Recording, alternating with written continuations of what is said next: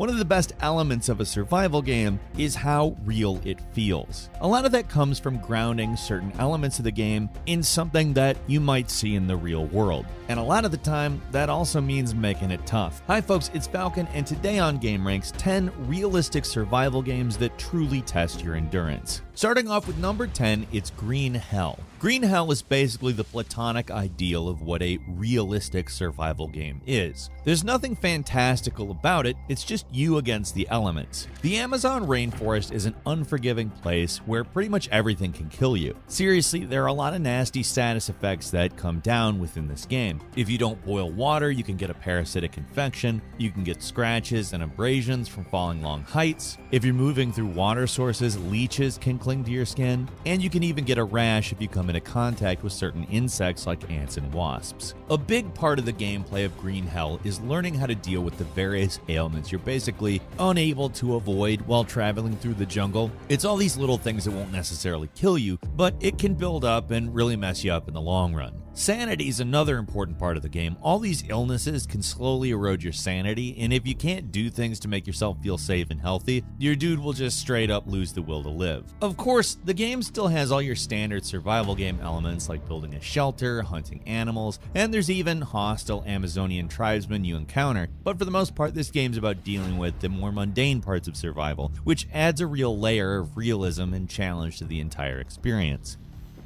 And number 9 is Medieval Dynasty. Here's a game that's very different from Green Hell, but is realistic in its own way. Instead of being a lone survivor trapped in an unfamiliar place, you play as a guy who leaves his war-torn home to travel north someplace safer and to start a new life in a verdant valley. You're not alone here at all, and in fact the entire point of the game is to create your own dynasty. Of course, as is standard in these types of games, you basically start out with just the clothes on your back, and from there you build up an entire settlement. You can build houses to attract new people to join your town, you can hunt, you can trade with already established settlements, and you can follow a fairly elaborate storyline that's part tutorial, part RPG questline. Medieval Dynasty is more streamlined in its survival mechanics compared to a lot of other games on this list, but what makes it so interesting is how you create your own village and all the mechanics around that. It's a little bit more forgiving in terms of survival than something like Green Hell, but that's because the survival of your main guy isn't the only thing you have to worry about. You have an entire town to think about, and that wrinkle makes this game a really interesting entry in the survival genre. And number 8 is Ancestors: The Humankind Odyssey. Say what you want about this one, but it's definitely unique. Ancestors: The Humankind Odyssey is a very dense and complex game that can very easily become frustrating, but there's really nothing else like it out there. This is a game where your goal is nothing less than the evolution of mankind. You start out as an ape-like proto-human in the prehistoric past, and your goal is to gain knowledge, learn skills, and pass all that on to the next generation, so eventually you become human. It's a very ambitious idea, and that ambition can be seen in the entire game because this thing plays like no other game I've ever seen. I don't think I've ever seen a game with a knowledge button before, for instance. What makes this game so tough, especially at first, is you're pretty much starting at square one. Your ape guy knows pretty much nothing about the world, and the game does very little to explain anything to you. The actual controls are surprisingly responsive and controller friendly, but everything else is about as mysterious as it gets. This one definitely had a mixed response at first because it can be really unforgiving, which makes sense. You're playing as a wild animal and it's dog eat dog. But even compared to many other survival games, it can be hard to figure out what you're even supposed to do in this one because of how unique its controls are. Ancestors: The Humankind Odyssey isn't for everyone, but there's a lot of interesting stuff going on with it, and it deserves a shout out at least. And number 7 is Project Zomboid. Here's a game that has been in early access for what feels like forever, but the developers keep plugging away at it, and they make improvements, they add new scenarios. The premise itself isn't realistic. It's a zombie survival game, and obviously zombies don't exist, but what makes this game so great is it takes the premise and tries to make it as realistic as possible, which is a long way to say that you're basically screwed. This game is tough, like incredibly tough. Just managing to stay alive for a few days feels like a big accomplishment. You play as a lone survivor at the very beginning of a zombie apocalypse, and the goal is to simply survive, which is much easier said than done. Zombies are relentless in this game, and it only takes a few of them to take you down. Close range encounters are incredibly tense because it doesn't just take a bite to kill you, just a simple scratch can lead to long-term problems for you, especially with medical supplies being so rare. The graphics are very basic, sure, but the simulation is incredibly in-depth. There's an almost sim-style emotion tracker that shows the various feelings your character's going through, as well as a complex set of status screens that show you pretty much everything you could want to know about your dude's health. All this to say is that dying is pretty much inevitable in Project Zomboid. It's not very pretty to look at, but its complex and in-depth systems make it probably the most realistic zombie game out there.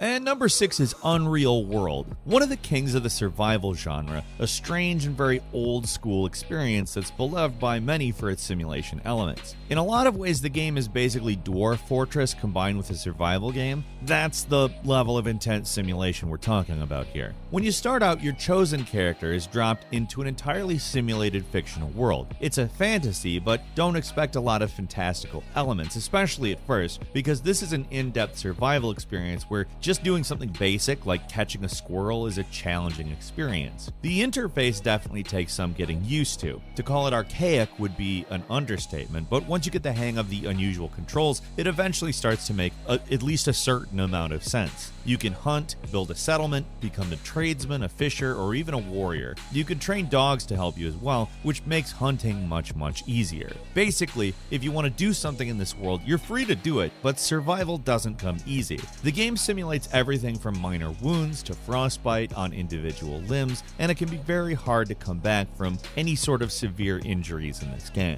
So while it's not much to look at, and just figuring out what's even happening at first can take some getting used to, there's a reason this game is so well respected among survival game players. It's dense, it's tough, and when you finally figure out how to properly survive, it's very rewarding.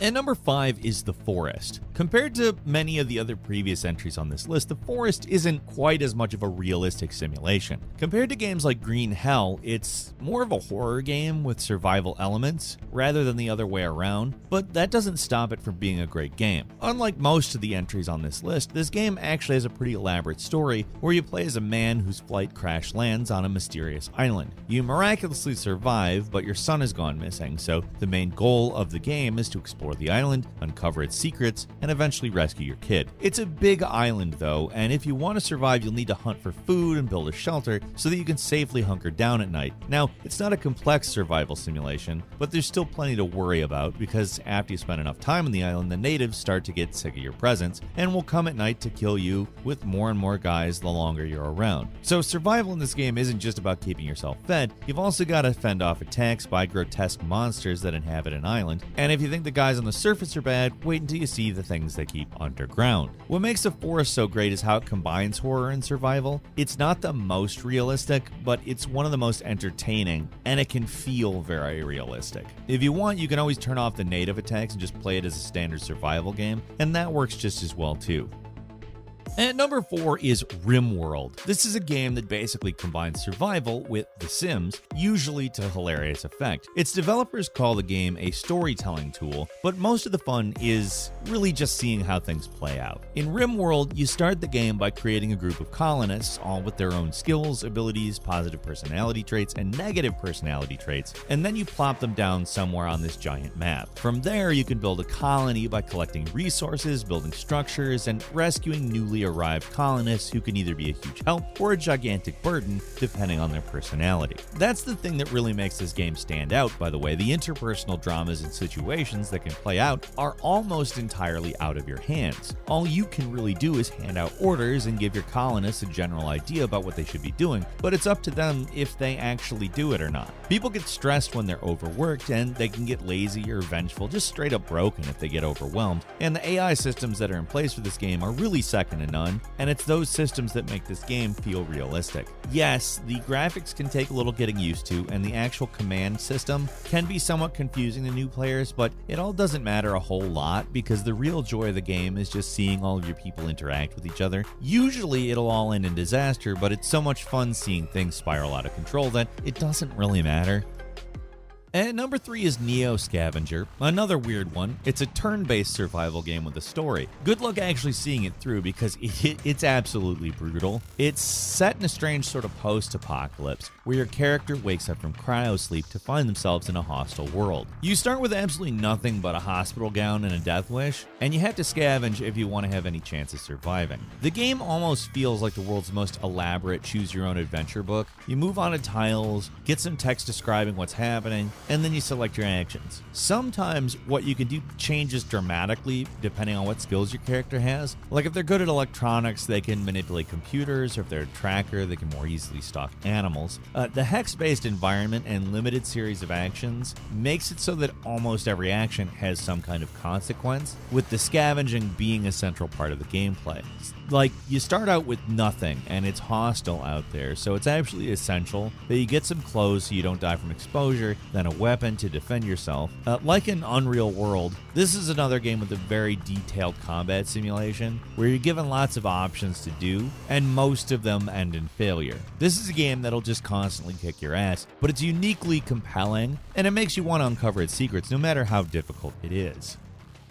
And number 2 is This War of Mine. Speaking of games that kick you while you're down, This War of Mine is an incredibly bleak experience where you play as a group of normal people trying to survive a war in an unnamed Eastern European country. What makes this game stand out is that it's not depicting some fantastical scenario like a lot of the games on this list. You just play as normal people trying to survive during a particularly tough situation. As usual with these games, you basically start out with nothing. You need beds so people can get some decent rest, a stove to cook food, and a fire to keep warm, as well as food and medicine to keep everyone alive. During the day, your people hang out at their home, dealing with outsiders, both hostile and friendly, while at night you can either have your people sleep, stand guard, or go out to scavenge for supplies. Part of what makes this game so realistic is how it depicts these kinds of desperate scenarios. You don't just go and grab stuff from empty buildings. A lot of the time there are other scavengers, and you're never quite sure how things will go down. Sometimes people are friendly, sometimes they're not. They're hostile, and sometimes it's almost impossible to tell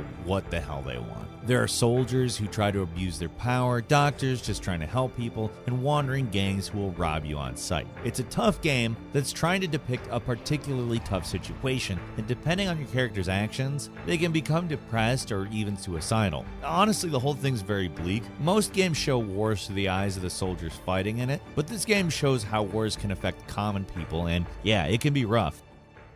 And finally, at number 1, it's The Long Dark. Here's another survival game that's been in development for a very long time, but again, it's constantly getting updates and improvements. The Long Dark isn't the most realistic game on this list in terms of simulation, but few games capture the desperate feeling of survival quite like this one. Set in the remote reaches of Canada after a strange phenomenon takes out all the electricity in an area, your goal in the game is simply to survive. As the game goes on, the temperature continues to drop and dangerous animals like wolves and bears get increasingly desperate and aggressive, and all you can do is keep trying to survive. The most important thing in The Long Dark is to keep warm, but everything is temporary. Clothes slowly break down from wear and tear, fires eventually burn out, and supplies are limited. You can only survive in one place for so long before being forced to move on, because once you pick a place clean, that's it. So while the actual survival simulation of the game isn't incredibly in-depth and complex, the constant need to repair and replenish your equipment is always putting you on the clock. Everything eventually breaks in this world, and you've got to be one step ahead if you want to actually survive. The experience of playing this game can be a bleak and lonely one, especially if you're just playing in sandbox mode. There's an entire campaign that's surprisingly fleshed out if you want a more guided experience, as well as challenge scenarios that add an extra layer to things. So there's definitely plenty of stuff to do here. It's a game that's laser focused on survival in a harsh winter environment, and while it's not as complicated as other survival games on this list, few games really capture the feeling of loneliness and desperation